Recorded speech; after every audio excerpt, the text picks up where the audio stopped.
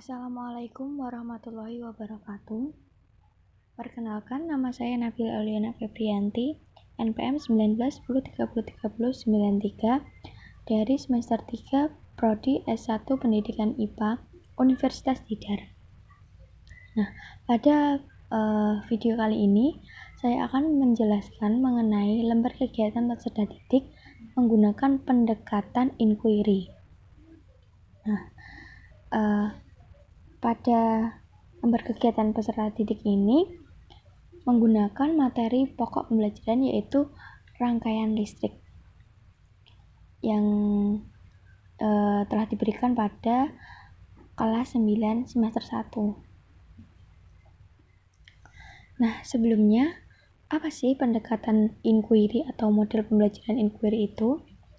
Nah, pendekatan inquiry ini adalah model pembelajaran atau pendekatan model yang melibatkan seluruh kemampuan siswa untuk mencari dan menyelidiki secara sistematis, kritis, logis, dan analitis. Nah, sehingga dapat merumuskan sendiri penemuannya dengan percaya diri. Gitu. Nah, pada pendekatan inquiry ini ada beberapa tingkatan, yaitu ada confirmation inquiry, structured inquiry, guided inquiry, dan open inquiry. Nah, pada penggunaan yang saya gunakan ini karena kelas 9 dan semester 1 itu cocoknya adalah guided inquiry. Apa sih guided inquiry itu? Guided inquiry ini pada level ini itu siswa memiliki peran lebih besar dalam praktikum atau pembuktian yang dilakukan karena memiliki kebebasan untuk merancang kegiatan sendiri dan menghitung atau mengolah datanya sendiri, sehingga keterampilan berpikir tingkat tinggi dapat berkembang. Nah, karena itu permasalahannya yaitu disajikan oleh guru dan siswa itu merancang prosedur penyelidikan sendiri untuk menjawab permasalahan yang diberikan oleh guru. Kemudian langsung saja ya.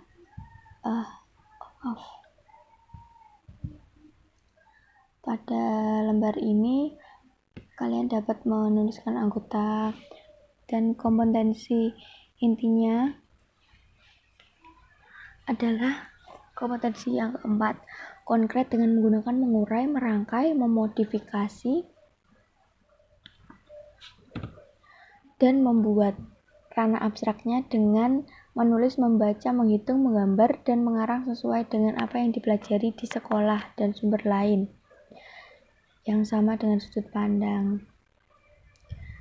Kemudian kompetensi dasarnya yaitu menyajikan hasil rancangan dan pengukuran berbagai rangkaian listrik. Indikator pembelajarannya 3.4.1 melakukan praktik pembuatan rancangan dan pengukuran rangkaian listrik. Kemudian tujuan dari praktikum ini yang pertama adalah peserta didik mampu mengetahui perbedaan hambatan antara rangkaian listrik seri dan rangkaian listrik paralel dan dapat menghitungkan hambatan setiap rangkaian listriknya. Kemudian yang kedua, peserta didik dapat merangkai rangkaian listrik seri dan rangkaian listrik paralel.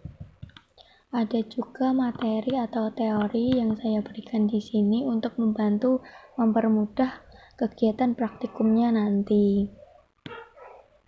Lalu saya sajikan orientasi masalahnya atau permasalahan yang harus diselesaikan mereka, yaitu dalam kehidupan sehari-hari di lingkungan sekolah dan di lingkungan rumah pasti kalian temukan lampu di ruangan rumah atau sekolah kalian.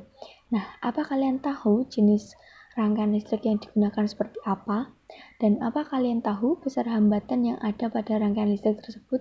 Coba kalian diskusikan dengan kelompok untuk merancang rangkaian listrik di lingkungan di salah satu lingkungan di sekitar kalian dan hitung perkiraan besar hambatan yang ada pada rangkaian yang sudah kalian buat. Kemudian kan mereka akan berpikir bagaimana cara menyelesaikan masalahnya, dan mereka dapat membuat prosedur pekerjanya dengan dapat mencantumkan alat dan bahan, kemudian langkah-langkah, kemudian setelah melakukan langkah-langkah tersebut dapat diambil hasil datanya dan kesimpulannya. Nah, selanjutnya itu setelah melakukan praktikum atau merangkai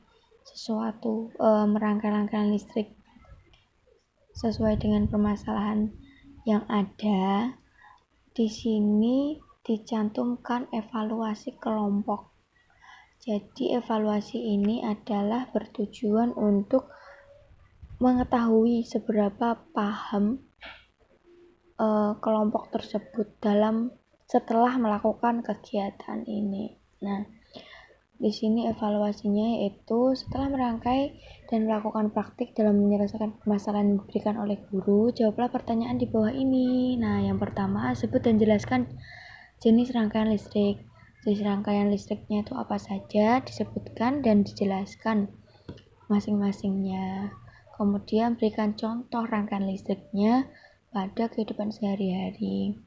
Kemudian ada penghitungan, karena di tujuannya juga ada pengukuran atau penghitungan hambatan ya.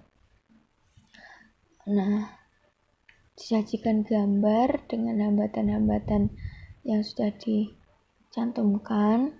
Kemudian pertanyaannya, berapa besar hambatan pengganti pada rangkaian listrik tersebut. Begitu. Cukup sekian penjelasan dari saya. Apabila ada kesalahan, saya mohon maaf. Wassalamualaikum warahmatullahi wabarakatuh.